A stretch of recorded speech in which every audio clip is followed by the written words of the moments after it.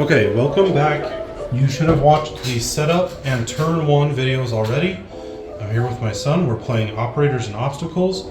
And now I've set up the game, we fast forward in time what a game late in the game looks like. We've already gotten rid of our dice. That was the first 6 rounds. We've played the first 6 rounds. And now we're kind of late in the game where players have already set up the regulars deck the way they kind of like them. They've been collecting passengers and discarding their basic passengers to get rid of them out of the regular deck. So that I can, yeah. As you can see, the purple player has started collecting a lot of upgrade cards. They have 2 collectible cards, one from the uniform set and one from the training set. And they have a couple other upgrade cards. They've collected 2 accolade cards, the best safety checks and the 1-year safe driving award, so they're a really safe operator. They only have 8 victory points.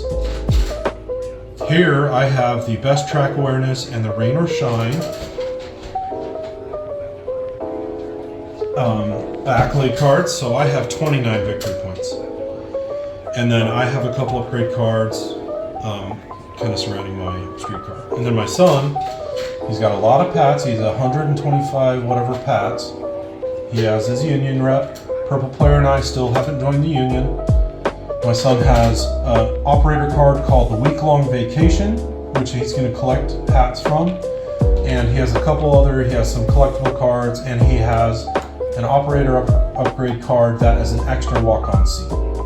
So this is just kind of showing you late in the game what the game looks like. I've switched my route card now through some of the operator cards. Now I'm on the NS line, same as the purple player, because we want to show you what happens when you bump. Okay, so it's my son's turn. He's going to take a turn like normal. So he just drew a hopper from his regulars deck and a tourist from the top of the deck, the walk-ons. So go ahead and take your turn. I'm going to... Let's say you're a B-loop, you're over here. Or let's say you're in the downtown zone, so you can drop off that tourist. You're right there. Yeah. So you still only have a speed of 1. So I can only move 1. Actually, let's say, just for fun, you have a speed of 2. Just so you can. Okay, so he has a speed of 2. He's going to move 2. And I'm going to drop off a tourist. so this is important because, show him the camera. The tourist is his yellow zone character. Passenger and a circle platform. So the stop is a circle and he's in the yellow zone. That means he gets a bonus of 3 pats on that drop off. So 1, 2, 3 pats. And then your hopper is a pentagon. So his hopper, this is one of the special passengers, costs 10 to convert them from a walk-on to a regular. But you can see they have a rainbow border that you can drop them off in any zone, plus a pentagon for this passenger, and they will get a bonus of 3 at any zone. So this is a really good passenger. Yeah. And so he's going to want to save that for when he gets down here to one of the, here's going to go down B loop. So this is 5th and Market is going to be his next pentagon that he can drop off that passenger for the complete bonus. All right, so now to go to your comfort break. Comfort break, I'm gonna buy a track break. That's really cool. Actually, I'm gonna buy both. So that costs you 18. So you see that he's trying to collect the uniform. He's already started collecting the uniform set, and he wants to buy this card before any of the other players buy it from before he can. So even though it costs, here, just do a 25. We'll just say you threw 18 in because we're just doing a video. Yeah. So let's say he paid 18. He gets the boots, which is part of the uniform set. Still have some, so I can purchase this. He's going to pay 2 more, and he bought a track brake, which is good. That's a good upgrade. Once per turn, if the first obstacle card is blocked or delayed, cancel it. Yep. It's really good. Okay, and then there's a code enforcement officer, which removes sleepers, or the key 3 training, which he's not collecting the training ones. Our purple player will probably want to buy this one, the key 3. So now go ahead with the obstacle step. I'm gonna draw an obstacle. Okay, and his obstacle is? Delayed. Show the camera. Delayed. So he got a delayed card. I used the track break to cancel it. What he would normally have to do if he didn't have the track break, I would have to lose 5. he would have to lose 5 pats. But because he bought that operator card, I can't. the card says if the first obstacle you draw is blocked or delayed, you get to cancel it. So boom. This is a perfect example of the game operating where you've upgraded your streetcar with an operator card, helps you avoid obstacles. That's the whole point of the operator cards. Yes. Okay, at the end of his turn, he just drew his obstacle, end his turn. We move these down and reveal 2 new ones. 2 more new ones. So the ones that came out are 2 collectible cards, and what's showing is an action card and another collectible. So there's a bunch of collectibles out here.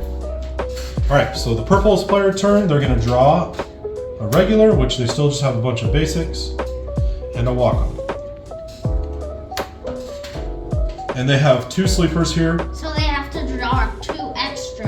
Yep, these sleepers are problematic passengers who take up space on your streetcar, and they don't get off unless a card discards them from their streetcar. Like loud and verbal. Yeah, so these ones are bad because not only are they taking up space on your streetcar, but each one forces you to draw an extra obstacle card. Yes, and that is pretty bad.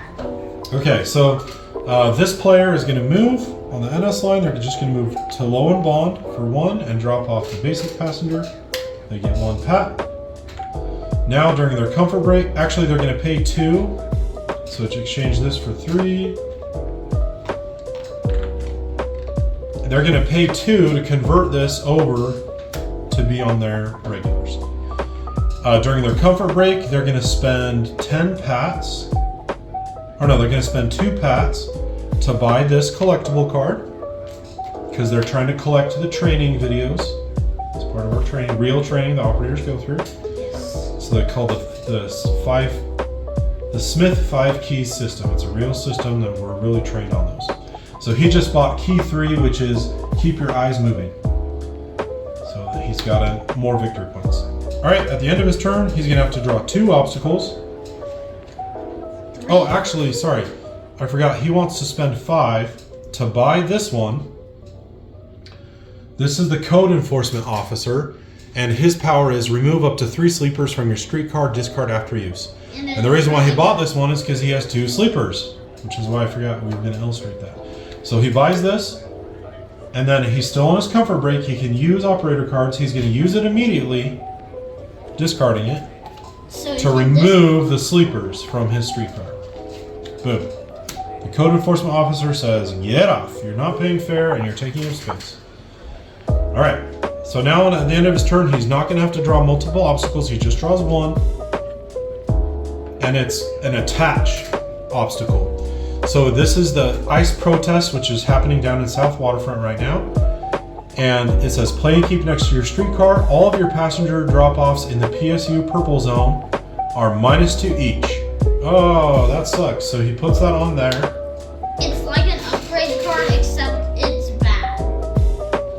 Yeah, it's an obstacle that stays on your streetcar. So that sucks for him because most of his passengers are purple passengers. Yeah. Because he's trying to collect passengers from the purple zone. Okay, on my turn. So that's the end of his turn. On my turn, I get to draw a walk-on and a regular. And then, let me check the rule book. I forget how much extra it is.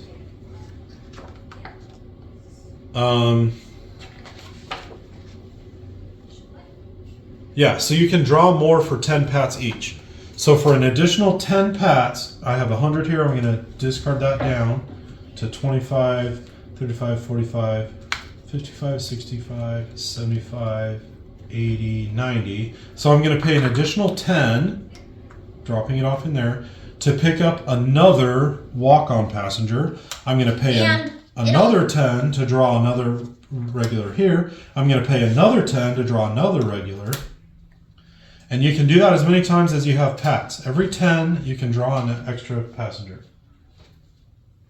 And also, there's a card in here that's makes it only 5 instead of 10. Yep. So there's operator cards here that will make that cost less. Yeah. Well, this is if you're trying to get certain passengers on your streetcar to get requirements to buy like accolades. So like I'm trying to buy. So let me finish my turn. So I'm going to move. I'm on the NS line, and this is where I'm going to show you bumping. So I'm going to move 2, but he's in my way, the purple player. So I'm going to bump him. When he's bumped, he can move up to 3 away if he wants.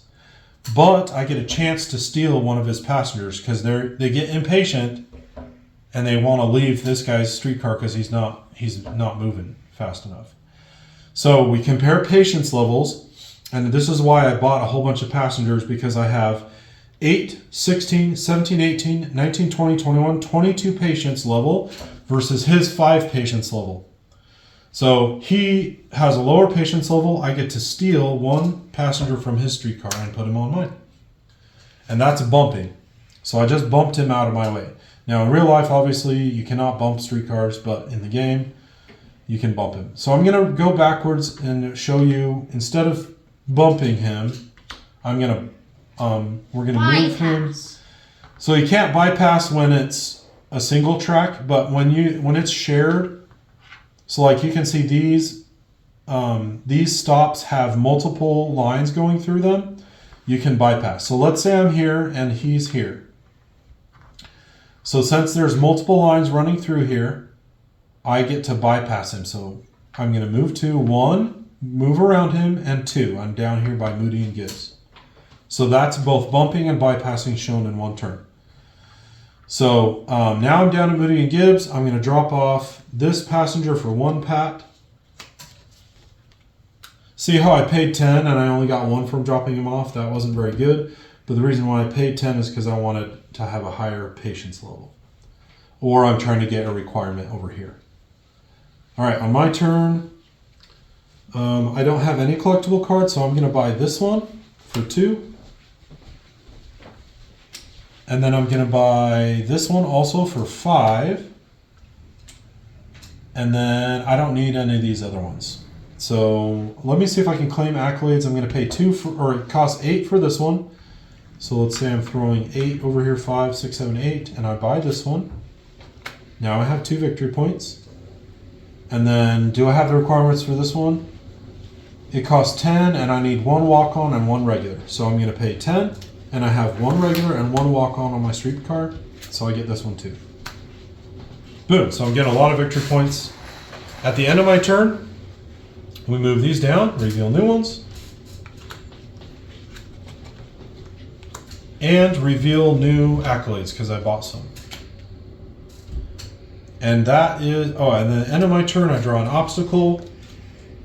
Oh, it's a preventable accident. This is actually the worst one in the game. So return your streetcar to 14th and Northrop, that's the rail yard, and lose 50 pats. So I don't have enough for 50 pats. See, I don't have 50. So it says you must lose all your pats and place all your passengers from your streetcar to the top on the walk-on's discard pile.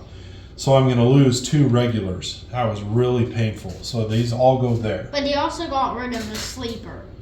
Now, unfortunately, I don't have a union rep because I didn't join the union. The union rep lets you cancel this because he fights the preventable accident. He says, actually, that operator is not at fault. So I didn't join the union. I have to suffer the consequences. That one sucks. Yeah. And so I lost all my passengers. And pats. And pats. So that is kind of a later in the game. You've watched the setup video. You've watched the first turn video. And this is kind of showing you later in the game how the game works. So let's say we're nearing the end of the game. How do you determine if the game is over? Once one player gets 10 accolades, that triggers one more turn for each player, and then that's the end of the game. Or if a player has 2 or more accolades that have 100 pat requirements. So you'll see some of the accolade cards will cost you. This one costs 120 pats. So if a player has 2 of them like this that have more than 100 pat requirements, that also triggers the end of the game. So that's how you know the game is over. So let's say I have 10 of these, we're at the end of the game, and then we count up points. So my son has 15 plus 18, plus however many collectible cards he has, which 3. you can show on the back of your card. From one set he has 2, which is worth 4 victory points, and from another set he has 1, which is worth 2 victory points. So at the end of the game, we'll calculate and we'll find out how many victory points a player has, and that determines the winner. And that is Operators and Obstacles. Thank you for watching.